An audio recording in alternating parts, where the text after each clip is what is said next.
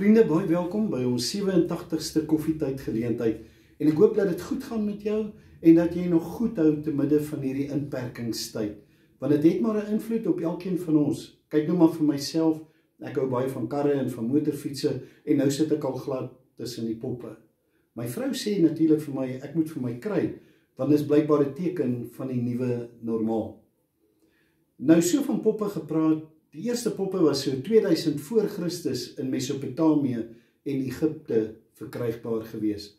Die doel van hierdie poppe was om vir die kinders speelgoed te kan wees. Dit was ook gewees as poppe om modes te vertoon. Dit is ook vir marionette gebruik en later is dit selfs religieus gewees as ons praat van voodoo poppe ensovoorts. Nou die interessantheid is, die eerste porseleinpoppe was so in die 17de eeu gewees. Die Japanners het die poppe gebruik, veral baba poppe, om vir die vrouens te gee, want dit het hulle blykbaar meer vrugbaar gemaak, as ons dit kan sê. 'n Baie interessante ding is die Daruma pop wat ons in Japan kry.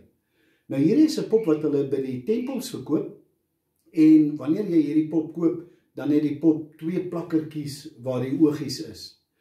En soos wat jy die pop dan koop, moet jy 'n wens wens. En dan kleur hulle 'n pupil in, as jy jou wens gewens het. En nou is dit so, dat wanneer jou wens waar word, dan moet die tweede pupil ook ingekleur word. Nou, dit klink vir ons vreemd, maar die Suid-Afrikaners het ook maar hulle wense gehad. Ek onthou as kind, wanneer ons Sondag kokos geëet het, veral as die familie daar was, en hulle het hoender geëet, dan het hulle altyd die wensbeentjie gevat, en dan het 2 gewoonlik die wensbeentjie getrek, en die een wat gewen het, sy wens het dan blykbaar waar geword.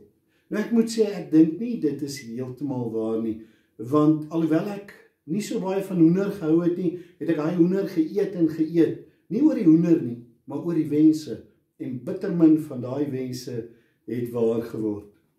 Nou ons wense is vir die Here baie belangrik.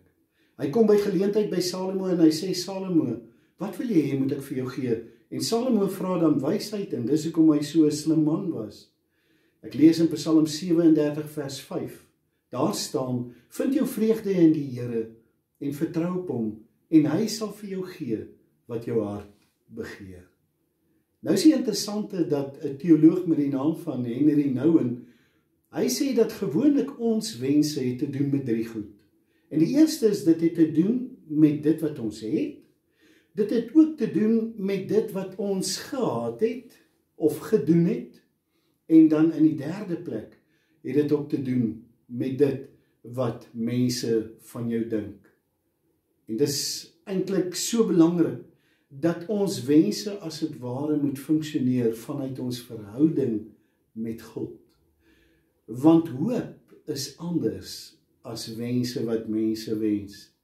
Nou Paul Tillich, hy is 'n teoloog, hy sê, jou wense sal wys, hoe sien jy vir God? En jou wense sal ook sê, wie sê jy, wie is God? En nou lees ek in die Bybel van Paulus wat toegewens het. In Filippense 3 vers 10, toe wens hy, hoor gou wat wens hy? Al wat ek wens is, om Christus te ken, die krag van sy opstanding te ondervind, en deel te hê aan sy lyding, deur aan hom gelyk te word in sy dood. Paulus kom en hy sê, ek wens om Christus te ken. Ek wens om die krag van sy opstanding te ervaar. Ek wens om deel te hê aan sy lyding. Nou ek sal ook graag wil sê, ek wens om Christus te ken. Ek sal ook graag wil sê, ek wens dat ek die krag van sy opstanding kan ervaar. Maar julle, ek wil nie sê, ek wil deel hê aan sy lyding nie. Ja, ek wil nie deur lyding gaan nie, as dit sou beteken nie. Maar vir vandag, kom ons vra dan hierdie een gedagte van die Here. Here, help ons, dat ons kan wens om U beter te leer ken. En kom ons vra ook, ons wens, dat hierdie virustyd en hierdie virusstryd vinnig sal verbygaan. Maar terwyl ons nog daarin is, kom ons wens om Christus daarin ook beter te leer ken. Groete, sien jou môre.